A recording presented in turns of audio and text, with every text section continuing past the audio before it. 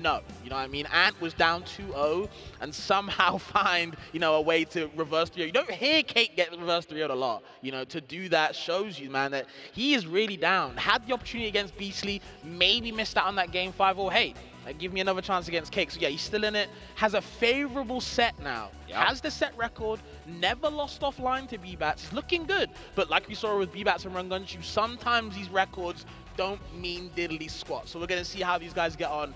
It's officially top 4, guys. Hope you guys are having a good time so far. It might not be the most favorable, but I hope you're still having a good time with us either way. I know we all 3 are as well. And Bbatts, though. It really is going to be an interesting set on how these guys kind of utilize their tools around each other, right? Both floaties, but it always feels like you can't combo Absa the way Absa be comboing the other flows, you know what I mean? She'd be kicking Fleet all around the stage. A lot of up airs you're going to be seeing a lot more in this matchup just because it catches Fleet a lot of the time and obviously blasts anybody off the top. But for Bbatts' side, it's really, if I can't use my sword normals and I have to actually CQC a lot, Absa actually can win that. The space double jump forward airs will do a really good job. And then, of course, F-tilt is a button I don't need to even explain of how good it is at the moment. So we'll see how these guys get on. But I'm excited, man. I'm excited. Yeah, one of the facets of the matchup that I think is really interesting, and I want to see how Bbatts handles it, is the fact that, like, you don't really edge guard Absa. Like, she just plays in a completely different landscape than all of the other characters do when she's recovering. So the fact that Bbatts' strongest suit, the fact that he's always so consistent about figuring out what you can exploit in a character's recovery is something that I think he's going to have to, unlock a different level, figure out a different paradigm for the way in which he views that offstage scenario to be able to capitalize on his strongest suit. Yeah, I mean, of course, it really, again, I think that's actually a really good way to put it. It's just capitalizing on the strongest suit, because grabs for both of them don't do too much comboing wise. It's more so about positioning. And I feel like the reason why Ant might usually win offline or wins offline is because obviously the positioning that he can get is so much more, I'd say, valuable, right? You have the option of Cloud being anywhere the hell you want. Pops Fleet back into you or just pops him away. You have, the big up air. A lot of things that just work in your favor. And of course, Bbatts and Fleet, of course, both known for the edge guarding situation. But like you just said, right, it's a different landscape. We're on a different planet. You're not edge guarding Absa effectively anyway, especially the way Ant is playing today. It is really going to be tough to do that. So again, you're giving a light character more chances at survival. And when they get their stuff started, they can edge guard Fleet. I've seen it. I've commentated. Oh, yeah. So I definitely know what Ant can do in this matchup, and it don't look pretty. So we'll see how Bbatts can come up against the wall that is Ant. The Cloud is like such a dangerous thing to deal with when you're off stage as Fleet, because you don't have that aerial mobility that some of their characters have. You can't swat it away. It's just coming for you, and a lot of times it's sort of a rinse repeat. Like, you'll get zapped a bunch of times, and then you'll go for an FBA. You'll like do something, but you can take away the float with it. You can take away the double jump with it, and then suddenly you're left with no resources, and you're fighting your way back to stage with just that up B. And we know how good Ant is going to be at covering those. But for now, we're starting on Ho Dojo for this floaty matchup. Yeah, like you said, you can't interact with Cloud off stage. Right? You have to grab Absa if you want to get rid of it. You guys don't know, so it's going to be very hard to grab Absa off the stage. So we'll see what Bbatts can do to kind of come up with some counterplay against Cloud, because at the moment, and I know he has to be feeling like, the whole bank right now. Until now, though, with the parry, Bbatts getting something started to side B as well, but looking for the up B if they jumped, right? But of course, Ant's never going to waste the jump there. They don't need to, so unfortunate read, not really working out. Yeah, okay, we'll see that. Yeah, the Cloud, the double pop, the first one to force the tech, and the second one to hit after the tech.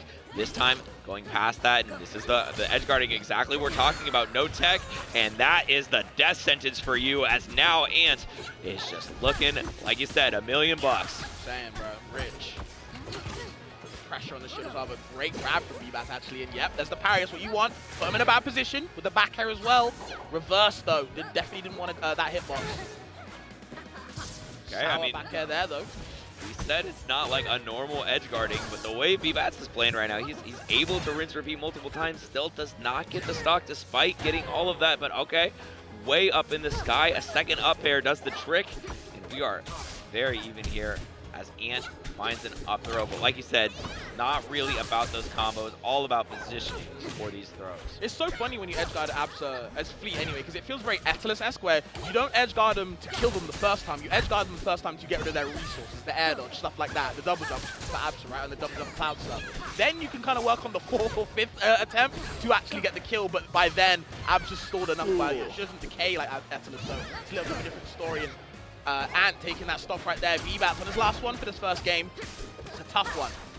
Yeah, and a lot of that came off of a missed parry from Bbatts. He was expecting the F-tilt 2, and that earlier we saw F-tilt 2 come out a lot versus Beastly, but this time he just doesn't even throw it out the first attempt. Okay, interacting with the up B, doesn't get too much from it though, unfortunate. Down throw and rolls in. And doesn't really get set anything up, so still Bbatts' turn.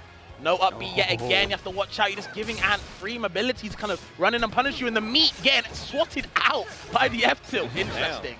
Just lit that on fire, dude. Now it's no punish on that up tilt on shield, means that Bbatts is gonna be able to get out relatively unscathed. But here's the grab once again for positioning, throwing out those clouds directly next to the ledge where you know Bbatts has to go eventually. Okay, Nez in place. We're gonna try and cross up, but doesn't even attempt to. Bbatts used to that by now. Good DI on the down throw, doesn't get anything from it. There's the wind chime, set it up. Yeah, gonna pop up. Hold on. Huge opening. Almost off the top. My God. I actually got the kill. Oh my God. Finally, though, Ant just finds a zip zap into a blast. Oh my God. What a swing. Yeah, I mean, it was a roller coaster of emotions right Yeah, there. Both times it looked like somebody was gonna get the kill, and then I was like, all right. Closer than we thought for that last game, or for that first game, but just again, Bbatts closer and closer, just couldn't find the finisher. And again, that's what we care about. If you're not finding the finisher, Ant able to kind of get past that and still take that game. But nonetheless, definitely some close things and some good things that Bbatts was showing. But of course, you want to start with that and finish with it. You know, it can't just be a one-sided thing. Of course, game 2 on Hodojo. Definitely see these guys play here a lot. Picking up a decent amount of combo. I mean, this is a pretty solid position now with air dodge being used. He is able to get the down air, try to reset on the platform, but keeps the chase going with a dash attack. Oh, a little bit of avoidance now means that Ant is gonna fire back with his own combo. The moment you find yourself overcommitting off stage, he could destroy you for that. But now, Bbatts, great awareness, throwing out that back air, beating out what Ant had going. But now the down air was not in time, Bbatts. Yeah, just a little bit unfortunate with these aerials when they're trying to reset back to ledge for invincibility, just missing the ledge, and all that time wasted to get back to the stage. You just give Ant more time to get back to the stage himself and set it up. Yep, he goes for the edge right here. Isn't able to get back the ledge in time to stop Bbatts from just going straight there. Now, yeah, get up attack on the platform. Not where you want to be. All ready for that, but it's like, all right. All right, buddy. You saw Bbatts actually, Ant tried to actually get up attack through the up strong, but he just couldn't. And still hitting tip for tap right there, evening it up. But Bbatts was showing some good promise so far. Great cross up on the floating down there. Make sure you don't know where you're going. Okay, the forward air, no up air either. You can see Bbatts so desperate to scrap in the air. It's probably where he's going to get the best opportunity to get a combo, and still it's just Ant. Down air after down air. And now we're up air after up air. We can get a finisher maybe, but just can't set the thunder line in time. Yeah, able to get a pretty solid combo, but still isn't really gonna find the socket until now with a down air 89 off the top. Yeah, you know, this is what you were talking about earlier. You said you could definitely combo one way, but it's not something that you can do back. And look at this combo that we have for Ant. I mean, he isn't able to get quite as much as he did on the previous stock. 45% is a lot more than Bbatts has had most of the time. Okay, needed that one though. Himself back into the game, and now Bbatts again has to come back from a little bit of a deficit. We'll see a reminder of that first game. Cloud has to avoid the Thunderline, the opportunity with the upper threat there as well. Miss Cloud and now Bbatts finds the starter, is able to get the down throw into up tilt up air. Hold on though. Up zap. Oh, there it is. So many times people overcommit to a move, and then Ant is just already ready with that up B, goes straight through you, and you know, like you're not in the right position, you're already in an animation, and suddenly he's actionable immediately. Throws that F tilt out, gets an early stock, and now we're off of Dojo. We're on to Tempest Peak here, and see how this works out for Bbatts, who might be in his final game of the tournament. It's an interesting one. Okay, yeah, attack of course with the forward air like that. It's out of shield as well. Trading aerials blow for blow, and it seems to be Bbatts in the lead so far. Again, the sword normals will win. It's a CQC you have to worry about, but that Nair you can't really rely on in this matchup. Doesn't really do too much. It's more so about abusing forward air and back air for Fleet. There's the back air there. Should take the stock, or at least put you in a bad position nonetheless. There's the parry. Not a good option. So low. Yeah, isn't even able to make it back. Okay, gotta be careful with that one.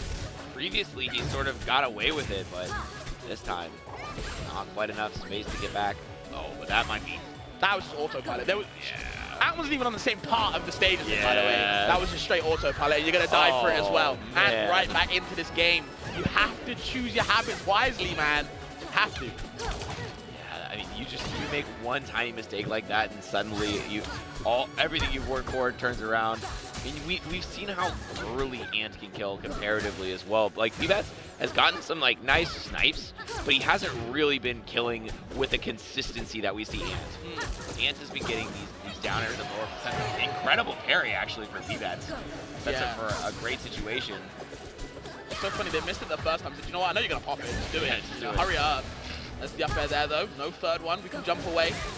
Okay, sets up that cloud. Have to watch out for the Thunderline. Sneak, but down air either. Waste the wind chime. Love the anti-hop grab attempt, but just couldn't get the kill from there. Not enough. Zap coming out. Let's see. Okay, goes for that, but that time, just a little bit of a parry bait allows Ant to get straight back to stage. Bbatts does get the attack. Multiple times we've seen Ant directly going for a non-attackable move and then getting punished with his attempted follow-up that he does not expect to happen. So Bbatts is able to use a lot of this counterplay, but not enough so far as we're into this final stock potentially of the tournament for Bbatts. Can he push this to a further game, or are we about to see the end of the fleet? Oh no. I never seen Bbatts get 3-0 by Ant, so something new. The up air, the up tilt. Strong confirmed. Big damage coming up for Bbatts. Got to work on it hard. There's a side B. Should be easy parry up. Free invincibility. I can run in.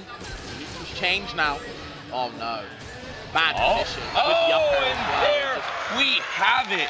Ant 3-0. Electrifying performance once again. And I really feel like he's playing with something to prove after that one small mistake. It feels like away from beating Beastly. And now he's got a win on Cake Assault in loser's bracket. He's got a 3-0 on Bbatts.